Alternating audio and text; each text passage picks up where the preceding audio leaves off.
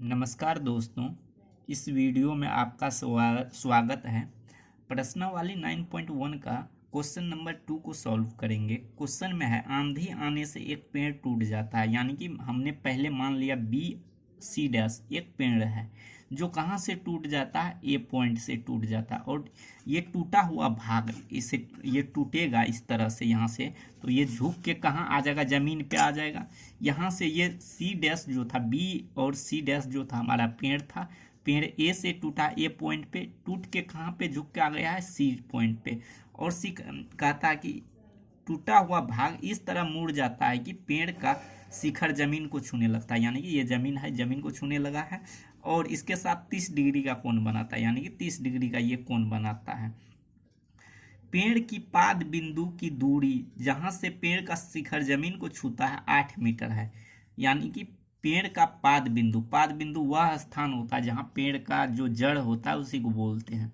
पाद बिंदु से पेड़ का शिखर का दूरी जो है जमीन को जो छू रहा है ये 8 मीटर है। यानी कि यहाँ से यहाँ तक का डिस्टेंस आपको दिया हुआ है, कितना मीटर है, 8 मीटर है। ठीक है, तो आपको कह रहा है कि 8 मीटर है, जहां पेड़ का शिखर जमीन को छूने लगता है 8 मीटर है। पेड़ की ऊंचाई ज्ञात करना है आपको।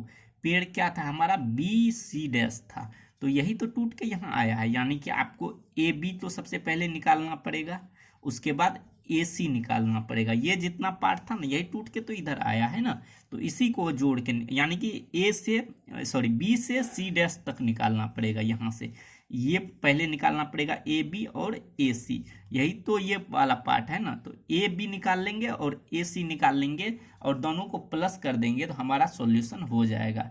तो इस वीडियो को सबसे पहले क्वेश्चन नंबर 2 को हमने पढ़ के दिखा दिया है, तो इसको हल करते हैं। लिखेंगे सबसे पहले क्वेश्चन नंबर 2 का हल। हमने सबसे पहले क्या माना था पेड़ जो है हमारा कौन सा था, बी से सी डैश। तो इसको हम लोग लिखेंगे कि माना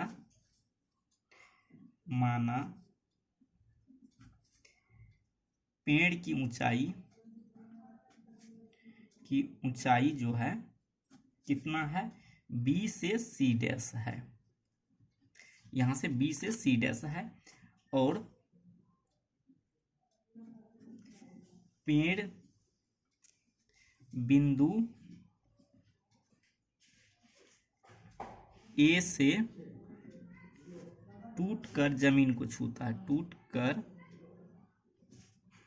जमीन पर बिंदु सी पर झुकी है। यानी कि माना कि पेड़ ये है, बी सी डैश है, और पेड़ टूटा है कहाँ से, ए से टूटकर जमीन पर सी बिंदु को छूने लगता है। ये सी बिंदु पर झुकी है, छूने लगता है और यहाँ तक झुका है। तो इसको मानने से पहले आपको यहाँ पे दिया हुआ है जो, इसको सबसे पहले इस पे ध्यान दीजिए। आपको थीटा कितना डिग्री दिया हुआ है, ये 30 डिग्री, तो ये 30 डिग्री लिखिए। और बी सी आपको मालूम है कितना है, बी सी है आपको 8 मीटर। ठीक है, आप देखिए ये समकोण त्रिभुज बन रहा है ए बी सी। समकोण त्रिभुज कौन सा बन रहा है, ए बी सी। तो आप लिखेंगे समकोण त्रिभुज ए बी सी में, ए बी सी में देखिए ये आपको ए बी निकालना है। ए बी पर ध्यान दीजिए, ए बी निकालना है तो इसमें ये एंगल थीटा है। तो आपको बताइए ये बी सी तो दिया हुआ है और ये इसके थीटा वाले के सामने वाला ये लंब होता है। लंब और आधार का फॉर्मूला, ये तो 90 डिग्री है तो 90 डिग्री वाले सामने कर्ण होगा। तो ए बी निकालने के लिए कौन सा फॉर्मूला लगाएंगे, आपको मालूम है, हम लोग टेन थीटा लगाते हैं। टेन थीटा बराबर क्या होता है, टेन थीटा बराबर होता है लंब बटे आधार, लंब बटे आधार। कैसे हमने बताया, यहाँ पे ये ट्रिगोनोमेट्रिक रेशियो है। टेन थीटा बराबर परपेंडिकुलर अपॉन बेस होता है, लंब बटे पी बटे बी। तो यहाँ पे टेन थीटा कितना होगा, टेन थीटा कितना है 30 डिग्री। टेन 30 डिग्री का इस्तेमाल करेंगे। लंब कितना दिया हुआ नहीं मालूम है तो ए बी लिखेंगे और 30 ये BC कितना दिया हुआ आधार, यहाँ पे BC की जगह पे हम लोग लिखेंगे 8। तो tan 30 डिग्री का वैल्यू 1/√3 होता है। आपको मालूम है हमने इस तरह से यहाँ पे लिखा है tan 30 डिग्री का वैल्यू कितना होता है 1/√3। इसमें से यहाँ पे देखिए 10 के ऊपर जाएंगे 30 डिग्री के ऊपर जाएंगे 1/√3 होता है। तो इसको इस्तेमाल करेंगे। AB ऊपर रहेगा 8 नीचे रहेगा। अब क्रॉस मल्टीप्लिकेशन करेंगे ये इससे इसको इससे, तो √3 AB बराबर हो जाएगा 8। तो AB बराबर हो जाएगा हमारा 8, ये √3 इधर आएगा तो 8/√3।